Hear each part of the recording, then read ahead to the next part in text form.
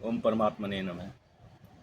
अभी तक हमने महाराज श्री के प्रवचन में अंतर्विधि के दैत्यों के बारे में जाना, जिसमें सर्वप्रथम हमने प्रारब्ध के बारे में जाना। उसके बाद वासना, अभिमान और कर्ता भाव। इन चार दैत्यों के अलावा भी कुछ और मुख्य दैत्य हैं, जिनके बारे में आज महाराज श्री के श्रीमुख से हम आज का प्रवचन सुनेंगे। इन प्रमुख दैत्यों में मन भी वह है जो वासनामयी मन है, और मन के अतिरिक्त भी कुछ अन्य दैत्य हैं, जैसे जीवत्व, भय और चिंता। ये सभी अंतर्विधि की यात्रा में बाधाएं उत्पन्न करने वाले महादैत्य हैं। आइए आज अंतर्विधि के बाकी बचे हुए दैत्यों के बारे में महाराज श्री के श्रीमुख से आगे का प्रवचन सुनते हैं। जय गुरुदेव। अभी तक हमने चार दैत्यों की चर्चा की: प्रारूप, कर्ता भाव, अभिमान और वासना, जो साधक के मार्ग में रुकावट पैदा करते हैं। इसके पश्चात बारी आती है मन की, जिससे सारा संसार परिचित है, परेशान है। किंतु ऐसा मान लेना कि मन सदैव ही बुरा है उचित नहीं। तो कहा गया है, मन एवं मनुष्याणाम बंध मोक्ष कारण। मन ही बंधन का कारण है, मन ही मुक्ति का कारण है। ये संसार की डाबा नल में धकेलने के कारण तो है, किंतु मन मुक्ति का हेतु भी है। मन से ही इंद्रियों के माध्यम से विषय भोग किया जाता है। मन से ही भजन भाव भी होता है। एक मन मलिन तथा जगत उन्मुखी है, तो दूसरा मन निर्मल तथा आत्मोन्मुखी है।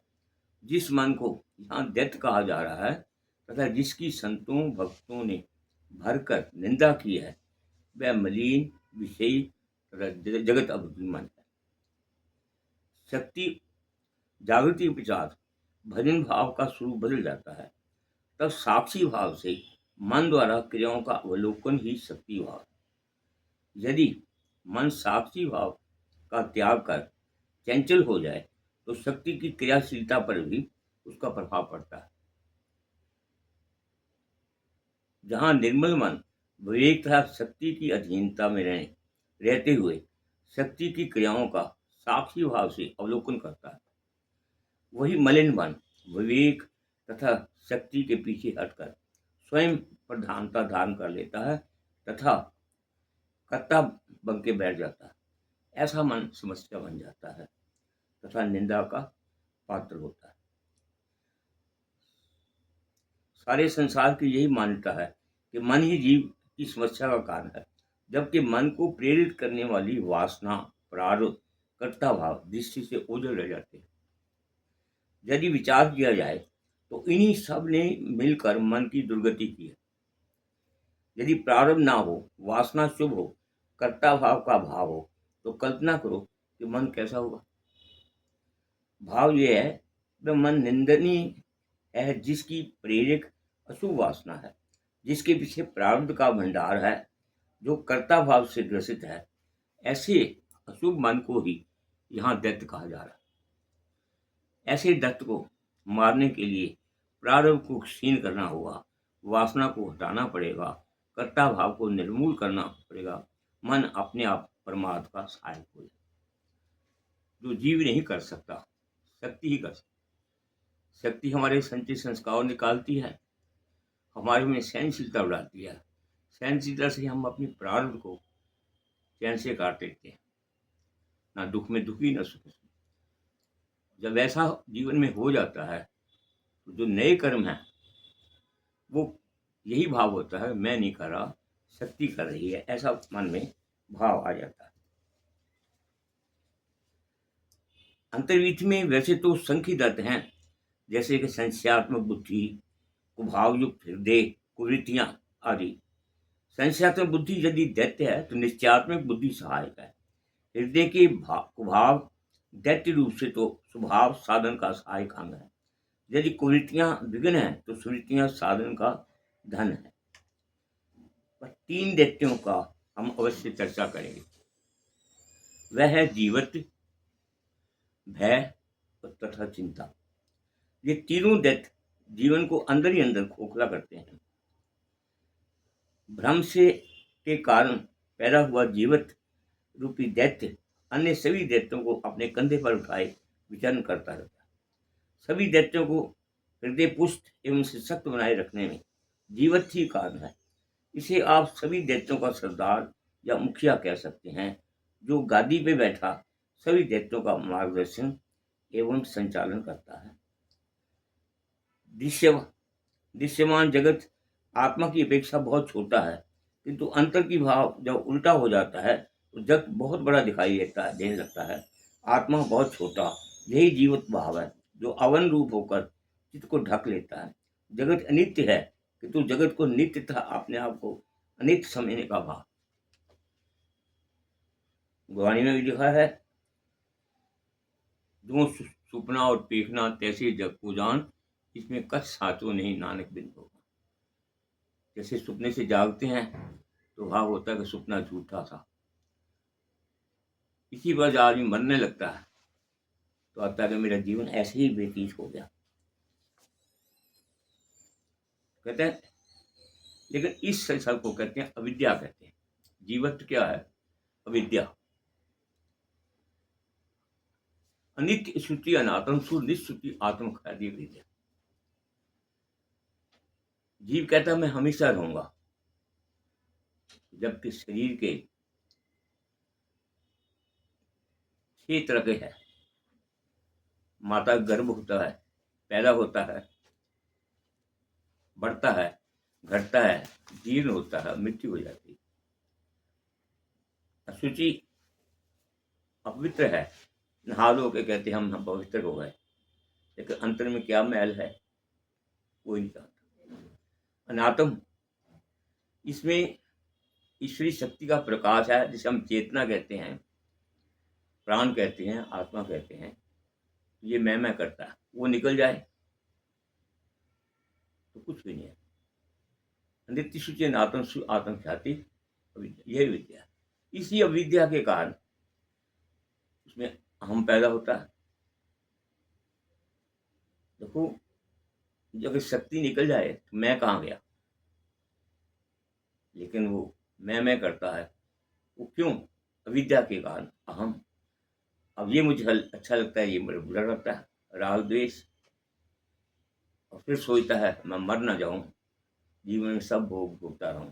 और भय, इनको 5 क्लेश भी कहते हैं, जो कि मुझको होता है। जो व्यक्ति दूसरों को भयक्रांत करता है वह स्वयं सबसे अधिक भयभीत होता है। यद्यपि दिखावे के लिए वह अपने आप को निडर प्रदर्शित करता है। जो दूसरों को अभय दान देता है वह स्वयं भी अभय का आनंद लूटता है। जिसने अपने मन में भय होता है वह दूसरों की भय बांटता रहता है। शरीर के प्रति जीव की आसक्ति जीव को मृत्यु से भयभीत बनाए रखती है। सर्वभोगों का माध्यम होने से जीव के लिए शरीर की उपस्थिति उपयोगिता की उत्कृष्ट है। इसलिए शरीर के प्रति आसक्ति भी सबसे अधिक है, तथा शरीर के साथ वियोग हो जाने पर भय होता है। ये भय प्राणी मात्र में है। धनिक, निर्धन, विद्वान, मूर्ख, सुंदर, असुंदर, देशी, विदेशी, स्त्री, पुरुष, किसी भी धर्म को मानने वाला, किसी भी देश के रहने वाला, मौत के भय से सब एक समान भयभीत है। अब अंतिम दृष्टि के अंतिम दैत्य चिंता की बात करते हैं। कहा गया है कि चिता मरने पर शरीर को जलाती है, किंतु चिंता जीवन भर शरीर तथा मन को जलाती रहती है। चिंता तथा भय का घनिष्ठ संबंध है। भय बढ़ने से चिंता बढ़ती है और चिंता बढ़ने से भय बढ़ता है। चिंता एवं भय यथार्थ भी होती है और काल्पनिक भी। मान लो 2 आदमी सामने बात कर रहे हैं, हमारे मन में चोरी है, हम कभी हमारी बात करते हैं। चिंता एक ऐसा भंवर है जिससे मनुष्य वहीं का वहीं घूमता रहता है। चिंता ऐसी गोंद के समान है जो चिंतनीय विषय का चित्त से चिपकाए रखती है। चिंता रास्ते से पड़े पत्थर का से समान है, जो मनुष्य को सोचने का मार्ग अवरुद्ध कर देती है। यदि किसी मनुष्य का चिंता का स्वभाव बन जाए, तो एक चिंता से छुटकारा मिल जाने पर कोई अन्य चिंता खड़ी हो जाती है। चिंता तथा भय साधन के विरोधी हैं। यदि चिंता भय को मन में साध लेकर साधन कक्ष में प्रवेश करो, तो साधन समय वही विचार मन को घेरे रहता है। चिंता तथा भय साधन के साथ साथ व्यवहार को भी चौपट कर देते हैं। साधक शक्ति दो कार्य से काम करती है, तो के जीव साधक को सहायता देती है।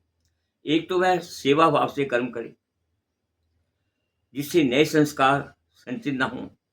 जिसमें पहले से ही संस्कारों का इतना विशाल भंडार संचित है कि उसे निपट पाना बहुत बड़ा काम है। दूसरे, साधन के सामने शक्ति के प्रति समर्पण भाव तथा साक्षी भाव रहे। ये किसी साधक का शक्ति को बहुत बड़ा सहयोग है। यही सहयोग शक्ति की उन्मुक्त क्रियाशीलता के लिए आवश्यक भी है। अंतर्दैत्यों के आक्रमण को रोकना तथा उनका संहार करना कोई सरल कार्य नहीं है। ये अदृश्य संघर्ष जन्म जन्मांतर तक भी चल सकता है तथा साधक को भी जन्म जन्मांतर तक सेवा भावना समर्पण बनाए रखने की आवश्यकता है। साधक अपने अभियानपूर्ण पुरुषार्थ के बल पर अंतर्दैत्यों पर विजय प्राप्त कर ही नहीं सकता।